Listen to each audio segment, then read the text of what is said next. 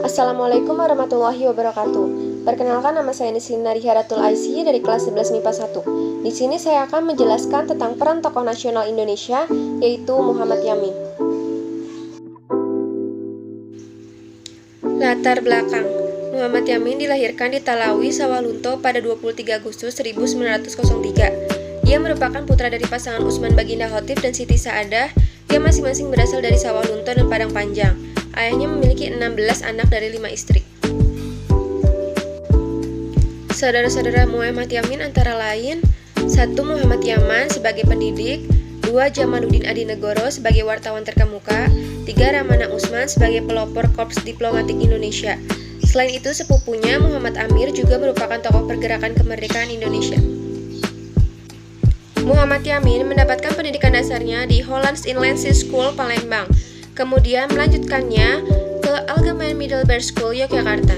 Di MS Yogyakarta, ia mulai mempelajari sejarah purbakala dan berbagai bahasa seperti Yunani, Latin, dan Kai.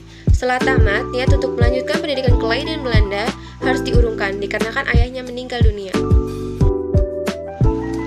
Ia kemudian menjalani kuliah di Rijkshogeschool te Batavia atau Sekolah Tinggi Hukum di Jakarta yang kelak menjadi Fakultas Hukum Universitas Indonesia dan berhasil memperoleh gelar Master in the Rechten atau Sarjana Hukum pada tahun 1932. Kesastraan: Muhammad Yamin memulai karir sebagai seorang penulis pada dekade 1920-an, semasa dunia sastra Indonesia mengalami perkembangan.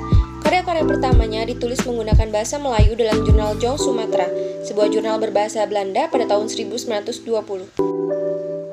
Pada tahun 1922, ia muncul untuk pertama kalinya sebagai penyair dengan puisinya Tanah Air. Yang dimaksud tanah airnya yaitu Minangkabau di Sumatera. Tanah Air merupakan himpunan puisi modern Melayu pertama yang pernah diterbitkan. Himpunan Muhammad Yamin yang kedua, Tumpah Darahku, muncul pada tanggal 28 Oktober 1928. Karya ini sangat penting dari segi sejarah, karena pada waktu itulah ia dan beberapa orang pejuang kebangsaan memutuskan untuk menghormati satu tanah air, satu bangsa, dan satu bahasa Indonesia yang tunggal. Dalam puisinya, Muhammad Yamin banyak menggunakan bentuk soneta yang dipinjamnya dari literatur Belanda. Ia juga menerbitkan banyak drama, esai, novel sejarah, dan puisi. Ia juga menerjemahkan karya-karya William Shakespeare atau drama Julius Caesar dan Rabindranath Tagore.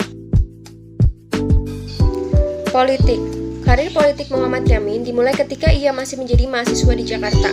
Ketika itu, ia bergabung dalam organisasi Jong Sumatera Bond dan menyusun ikrar Sumpah Pemuda yang dibacakan pada Kongres Pemuda II. Dalam ikrar tersebut, ia menetapkan bahasa Indonesia sebagai bahasa nasional Indonesia. Melalui organisasi Indonesia Muda, Muhammad Yamin mendesak supaya bahasa Indonesia dijadikan sebagai alat persatuan. Kemudian setelah kemerdekaan, bahasa Indonesia menjadi bahasa resmi serta bahasa utama dalam kesusastraan Indonesia.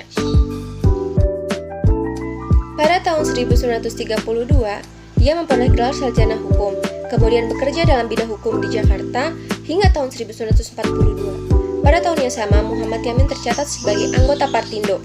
Setelah Partindo bubar, bersama Adenan Kapaugani dan Amir Syarifuddin yang mendirikan Gerakan Rakyat Indonesia atau Gerindo. Tahun 1939, ia terpilih sebagai anggota Volksrat.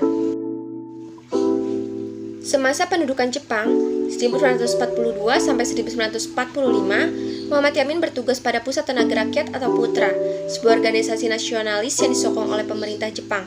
Pada tahun 1945, ia terpilih sebagai anggota Badan Penyelidik Usaha Persiapan Kemerdekaan Indonesia atau BPUPKI. Dalam sidang BPUPKI, ia berpendapat agar hak asasi manusia dimasukkan ke dalam konstitusi negara. Ia juga mengusulkan agar wilayah Indonesia pasca kemerdekaan mencakup Sarawak, Sabah, Semenanjung Malaya, Timur Portugis, serta semua wilayah Hindia Belanda. Setelah kemerdekaan, jabatan-jabatan yang pernah dipangku Muhammad Yamin antara lain anggota DPR sejak tahun 1950, Menteri Kehakiman, Menteri Pengajaran, Pendidikan dan Kebudayaan, Menteri Urusan Sosial dan Budaya, Ketua Dewan Perancang Nasional, Ketua Dewan Pengawas IKBN, Menteri Penerangan. Pada saat menjabat sebagai Menteri Kehakiman, Muhammad Yamin membebaskan tahanan politik yang dipenjara tanpa proses pengadilan, tanpa grasi dan remisi. Ia mengeluarkan 950 orang tahanan yang dicap komunis atau sosialis. Kemudian di saat menjabat Menteri Pengajaran, Pendidikan, dan Kebudayaan, ia banyak mendorong pendirian universitas-universitas negeri dan swasta di seluruh Indonesia. Di antara perguruan tinggi yang didirikan adalah Universitas Andalas di Padang, Sumatera Barat. Keluarga. Pada tahun 1937, Muhammad Yamin menikah dengan Siti Sundari, putri seorang bangsawan dari Kadingalu, Demak, Jawa Tengah. Mereka dikaruniai satu orang putra, Dang Rahadian Sinayanggis Yamin.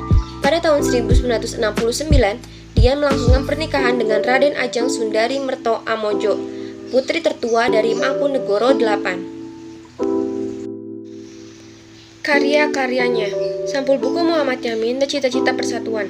Tanah Air, Indonesia Tumpah Darahku, Kalau Dewatara Sudah Berkata, Ken Arok dan Ken Dedes, Sejarah Peperangan Dipa Negara, Tan Malaka, Gajah Mada, Sabta Dharma, Revolusi Amerika. Proklamasi dan Konstitusi Republik Indonesia, Bumi Siliwangi, Kebudayaan Asia Afrika, Konstitusi Indonesia dalam Gelanggang Demokrasi, 6000 Tahun Sang Merah Putih, Naskah Persiapan Undang-Undang Dasar, Ketatanegaraan Majapahit. Penghargaan. 1. Bintang Mahaputra Republik Indonesia, tanda-tanda penghargaan tertinggi dari Presiden Republik Indonesia atas jasa-jasanya pada nusa dan bangsa. 2. Tanda penghargaan dari Korps Polisi Militer sebagai pencipta Lambang Gajah Mada dan Pancadharma Korps. Yang ketiga, tanda penghargaan Panglima Kostrad atas jasanya menciptakan Pataka Komando Cadangan Strategis Angkatan Darat.